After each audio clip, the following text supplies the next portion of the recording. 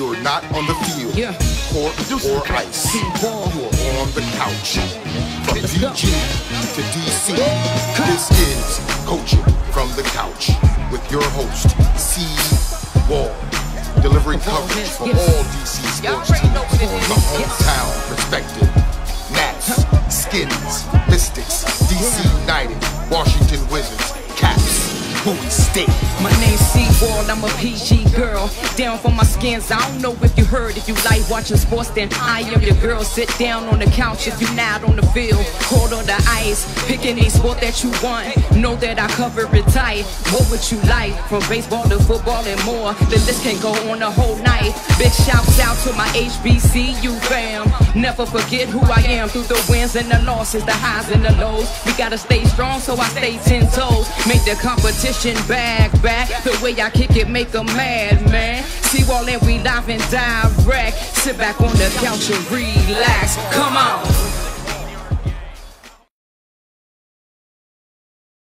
Good evening and happy Thursday, everybody. This is your girl, CWall, and we are here at Coaching from the Couch. Welcome to my, now we'll call it my virtual couch. As I'm here with my friends on the CWall team and with 87 TV Network and with you all. Thank you so much for joining. As always, what you all should know by now, what do I always say? When is there a dull moment in DC sports? Never. Never, ever, ever. One week, maybe there will be a dull moment, but I doubt it. So, listen. We already have a lot to talk about, as we always do. We got a jam-packed show. We'll give the updates on Bowie State. Maryland's got a big game tomorrow. Wizards training camp next week. Mystics game, one of the finals, starting on Sunday. The Nats are making the playoffs. And, oh yes, we have to talk about the Redskins. And we have some other updates as well. So, before we get kicked off, you know what? Before we get kicked off, let me do this right now. Let me say happy birthday to my amazing brother, Jeff. I have to say happy birthday to him at the beginning of the show, because by the time the end of the show comes, I will be in flames talking about the Redskins and I'll be forgot. So I don't want to do that, so I had to go ahead and tell my brother happy birthday to him again and love him so very much. So let's get started. You guys, have you seen on the CWall Sports Instagram and Facebook page, there is a giveaway going on right now in collaboration with Modern-ish Clothing. We have a giveaway of some sports stadium swag pack that we're giving out. It is a holographic fanny pack, the CWall clear bag, and also a visor to keep the sun out of your eyes. And I must say, everybody, I have been sporting all of it at the first two Redskins games, and it's a breeze getting through security, just so you know. Clear bags is the way to go when you're trying to get through security, straight up and down. Just go ahead and let y'all know that right now. That is the way to do it. I see people get turned around all the time at the front, and I'm like, should have got a clear bag. At any rate, so let's go ahead and keep going on the line so far, trying to shout everybody out. Of course, my mom is always watching. I see Mark, I see John. So what's up, everybody? Let's get right into it. There is a team in this area that is 3-0 right now, and that is the Bowie State University Bulldogs. Thank y'all so much for just playing your hearts out. We appreciate you. No, seriously, we do. So they're looking good, starting out very strong. Gaston Cooper has improved. Dushawn David, almost said it in the reverse. Dushawn David and Anthony Howard also had very, very good games this past Saturday over Broadus University, where they won 42-14. So, again, starting off very strong as they always do. Shout out to the coaches. Shout out to Coach Damon Wilson, who's the head coach over there. They will be at home this Saturday at 3 playing St. Augustine. So if you can make it out there, out at Bowie State University, they will be home this Saturday, September 28th. The game starts at 3. So shout out to them. Tomorrow night, a Friday Night Lights type of situation for Maryland, the Terps in Penn State, their first Big Ten game of the season. Oh boy. This is the moment we've all been waiting on. What's up, Cameron? I see you. I see you, my good friend. This is the moment we've all been waiting for right here with the Terps. Because I know I've had my opinion, right? And then let's just take us through, because they had a bye week. So let us all remember that they beat down Howard, and then they beat down, who was it? Syracuse, who was ranked at the time. And then they lost to Temple. Not much movement there. We know that the Terps were having a very strong showing offensively. And we just didn't see that at all versus the Temple University Owls. And they just weren't moving along. They weren't moving along at all. Now, I truly do believe that if Maryland can get going offensively, they could pull an upset. They could. I know that might sound crazy, but I mean, hey, anything is possible, right? But really depending on how Penn State performs offensively is how this thing could go either way. The defense for Maryland is still pretty solid. They were still pretty solid versus Temple, but it was the offense missing those big opportunities in the red zone toward the end of the game that really, in my opinion, just blew it for them. They had several opportunities late there, and they just couldn't make it happen. I know earlier this week, Jake Funk, the running back, he now has a torn ACL, so he's out for the season. So that, of course, was not pleasant news. People didn't want to hear that, of course. And shout out to him. Get well soon. But there's a chance. I hear the lottery that they're expecting a huge crowd, rightfully so, because this is a very big game. So we'll see what happens. I don't know what I need to know about Maryland tomorrow night. Because, you know, of course the first 2 games, well, they're not playing anybody. I'm like, well, but they still look good. You know, win is a win, so they still look good. Let's go ahead and give them their props. But then versus Temple, I was like, wait a minute, who are these people? So they had a week off, back tomorrow night. Let's see what happens, everybody. Because I'm definitely, absolutely looking forward to this tomorrow. See my guy Lash online with us. What's up there? So moving on then to the Wizards. Another Wizards injury report that came through yesterday.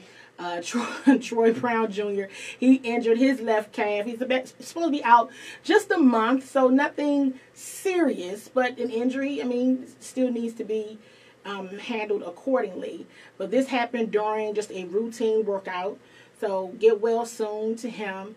But, you know, next week, Monday, is media day. So definitely excited about that. At least I am. I don't know about anybody else, but I'm pretty excited about it. and then there's also training camp. So we know Troy Brown will be out. Isaiah Thomas will be out. Of course, CWall is out. And CJ Miles is also out as well. So they announced their 20-man roster today.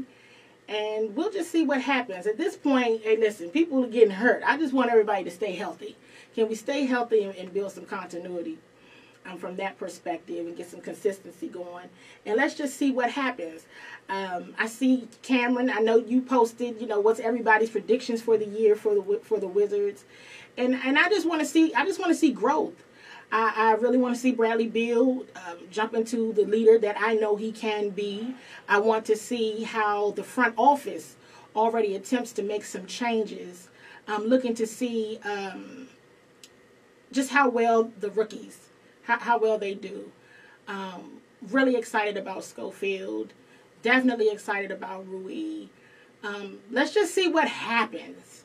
Not projecting like the bottom of the conference or anything like that.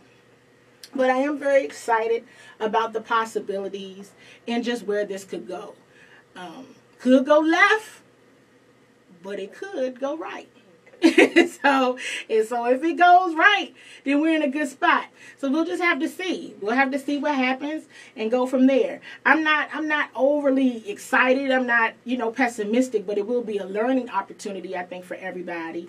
Let's see how Coach Brooks is able to develop the players over time and see how he goes with that, because I know that some folks aren't, too keen on Coach Brooks, but he's a nice man. So everybody knows that's my go-to. Whatever, that is my go-to. Let's just get that out of the way. He's a very nice person. So I like nice people. So we'll see that as they get started and see what's going next year or this year with them. I know that the Wizards are also doing a lot with Japan and expanding the overall platform from an international perspective. So some of the things that the Wizards are looking to do this year are quite cutting edge, and it still remains to be seen, but there will definitely be a Wizards presence internationally, specifically targeting Japan first. So we'll see how that goes. And in the media family, we'll be engaging with a lot of the Japanese media and all of that. So that'll be interesting. I've already asked for a couple of lessons. So if I get up here and get very fluent in Japanese, I'm not getting brand new. I'm just enlarging and expanding my territory. I asked, can you teach me something? You never know. Maybe they can. I see Eric is online with us. I see JaVale is online. Hey, y'all. Hey, y'all. Hey. I want to mention the sports book. Cap One sports book. Believe that is delayed right now. That is delayed. They were looking to be open at the beginning of the hockey and basketball season. But it looks like this is going to be delayed for a bit. They got to fill out paperwork, permits, and do all that sort of thing. But it is still coming. And the spot is still slated to be the Green Turtle right there at Capital One. So, let's see. I don't know if it's when, but it's not going to be at the beginning of the season as anticipated in the beginning. So we'll see what happens. For all the sports bettors out there, there's your update on that. Listen, the Washington Nationals. Now, let's all go back. For folks that are watching, I'm sure you recall. Let me sit back in my chair for this because, hey, one thing about me that you never have to worry about is she'll never tell you that she wasn't wrong. I dragged the Nats on this show for about 63 days. Like, whenever I had the opportunity, I was like, what is happening? And again, I mentioned this last week. There was several just diehard Nats fans that said the season is long, just give it some time. Assured this was a better team without Bryce Harper, and they could make it happen. And they did. Let me tell you something. Tuesday night was historic. If you're a sports fan and then, of course, a fan of the Nats and you love baseball, seeing them come back, I mean, it really was historic. I'm using that word, but it's the truth. Like, it's only been a few teams to do what they did after being down 12 games under 500 at the end of May. They've literally been the best team in baseball since that time period. Do they have their challenges with the bullpen? Absolutely, but I don't want to talk about right now. We need this moment. We need this moment, okay? If they could fix that, though, they'd be a true contender, in my opinion, for the title. But I did not see that coming. I really did not. I mean, wild card, I was like, yeah, right. But they did it. They did it. The bats came alive throughout the season. And I'm really, really proud of that team. I was sick of Davey Martinez most of the year. But you know what? They did it. And I'm proud of them. If they don't do nothing else, I'm okay. Because they got a lot further than I thought they would. And I just can't even believe it. And as John is mentioning online, they swept the Phillies, and to eliminate. Now this is the petty side that's coming out, so y'all have to excuse me for just a moment of pettiness. But to have eliminated the Phillies with Bryce Harper in that visiting bullpen, that was all right with me.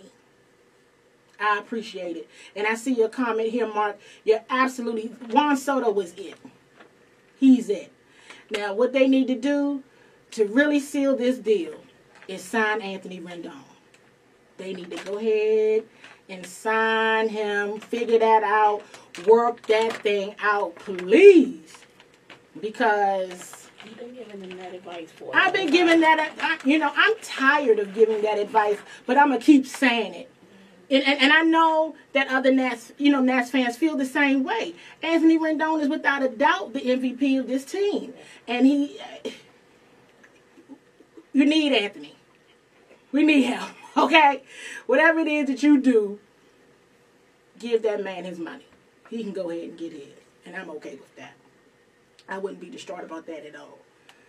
So kudos to them. Congratulations. You all did what I definitely didn't think you were able to do. So I'm proud of you, for real. My Washington Mystics. Yes. Whew. Almost there. Almost there. Almost there. Okay? They did it. Run it back. Almost there. Game 1 of the finals. I knew the Aces weren't going to go away easily. But there's nothing like a little trash talk that'll bring you back and say, you know what? We're going to go ahead and beat y'all, get y'all on out of here, out of your misery. Okay?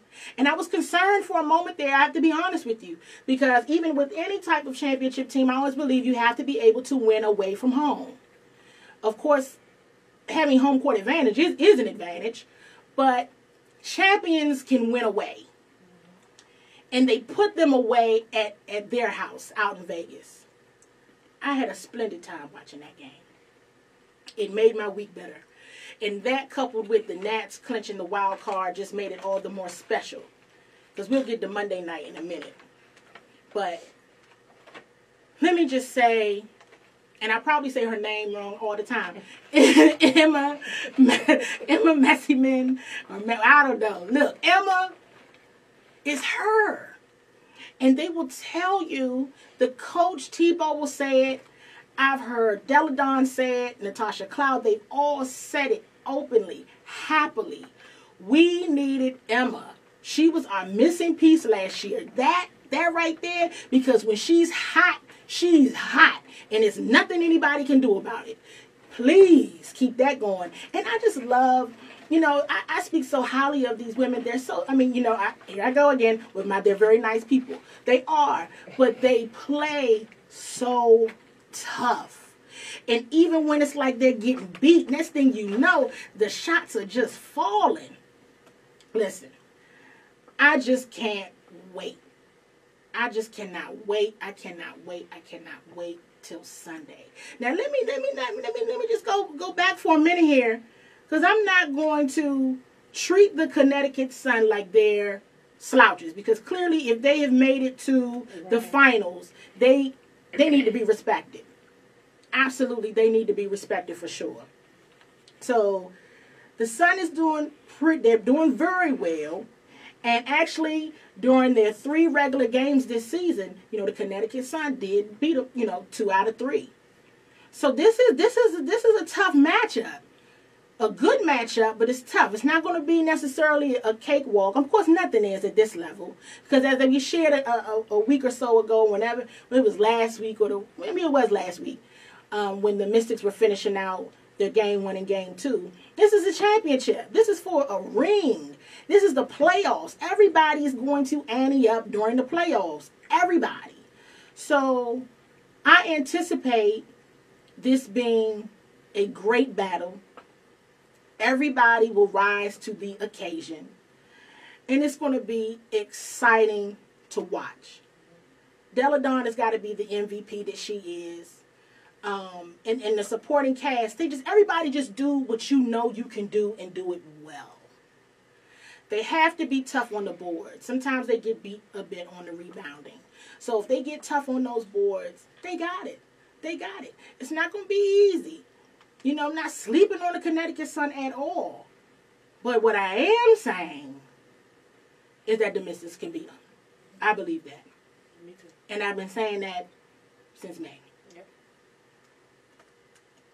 And that's it, because I don't want to talk about the Redskins. Have a good night.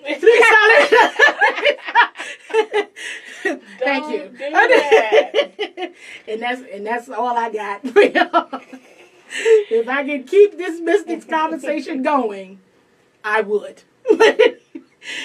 So look, we've already talked about the great Tuesday night in DC sports. It was much needed. DC sports fans, you already know what I mean when I say that. Monday night, what a miserable night. Let's just go ahead and just put it out there. I have no other way to say it. Downright embarrassing Monday night. And it's week 3. Getting ready, going into week 4. And everybody's upset. Everybody is appalled. Everyone is in shock. I've seen some things. I've seen people post things and say, well, if they weren't supposed to be that good, then what's the big deal? And then I see other responses with the responses that I wholeheartedly agree with is just because you weren't supposed to be that good per se doesn't necessarily mean you're supposed to lose like that. What happened? We've literally seen a transformation where the things that were supposed to be so great about the Redskins, anticipating a strong defensive line, the running back, the run game was going to be solid and intact for the first time in like ages. Everybody knew who the running backs, who they are, believe and know what they're capable of. We're set. Going to be a strong run game. The defense could easily be top 10. And in both of those areas, the Redskins are at the bottom of the list in the NFL. They're at the bottom of the league when it comes to those two very, very important areas. And a lot of people, of course, I'm just going to say this. And those of you that watch the pressers, you know as well. Hey, listen, it doesn't, the coaching staff is not coming off as though their jobs are in jeopardy. They're like, look, it's week 3, everybody. We got 13 more games. We can turn this thing around. Okay. All right. But it doesn't look like it. It really doesn't look like it. And if we want to talk about specifically Monday night, it was Khalil Mack on the other. If we're going to talk about the offense, Khalil Mack is over there. You got to put like 2 or 3 bodies on him alone. He's easily like the best defensive player in the league. Unprepared, but that is also a word that has been used repeatedly to describe how the team looks under Jay Gruden's leadership. This is not, somewhere along the line, something is not connecting the dots. And you hear the guys talk. I mean, I just love Jonathan Allen's his leadership. And I like what he's saying. I believe in what he's saying. But how does that translate to all parties involved? It's got to translate. And he's absolutely correct. It's the little things they're not doing. But that's what makes it so troubling. That's what makes it so confusing for people to watch. What am I watching? What is this? What has happened? Nobody knows. And these are issues that stem from disciplinary type of leadership that needs to be there. If we're getting silly penalties, okay, but who's holding the team accountable for these penalties? We don't need to see this again. And then you got a guy who used to be here that tore him down. I'm talking about Ha Glendick. Just simply because he was here and he remembered everything, so he knew, he anticipated the plays before the ball even got out. He knew where it was going. It all looks similar. And I saw somebody say in a group the other day, truth be told, if you go back and watch some Kirk Cousins tape, it looks all the same. Hey, listen. I don't know what to tell you, Redskins fans. I'm in shock like you. Not really, but I am. Because some things that I thought was going to be bad, they're actually not so bad. And the things that I thought were going to be solid and good, like I know what we got there, I don't know what happened. You see flashes, but you need more than a flash in 60 minutes of football. Flat out, point blank, plain and simple. That's all I can give you. And now I know we got some questions in from a couple of Redskins fans. So I want to make sure we get an opportunity to address those. So first question, and this is from Mazdak. Is there any talk about Trent going on? Not a peep. Not heard a word about him since week 2. Next question. That's just... It's true. It's true. Not a peep. Darnell Minor. Playing Haskins this weekend, good or bad idea? The way that it's set up right now, Case is playing. He is expected to play. Actually, today at practice, it was Case, Colt, and Dwayne. So, it's Case. If something happened to Case on Sunday, then it'll be Dwayne. And more than likely, Colt will probably be inactive, it sounds like now. But Case is slated to go. He's slated to go. So that's the answer to that question. He's being activated. They're going to hold on to Colt. They're going to hold on to old Colt 45. John Adams, they're going to hold on to Colt for Fizzle. They're going to keep him out there. John Adams asked about records. Based on what you see, what will be the record for the year, and when will the real rebuild begin? And I'm going to couple this with the next question that came in from Adrian Carpenter about why did anyone think that this was going to be anything other than a rebuilding year? You can look at the roster, see the number of holes and weaknesses. Should have known that this would be a down year. Real simple. First things first.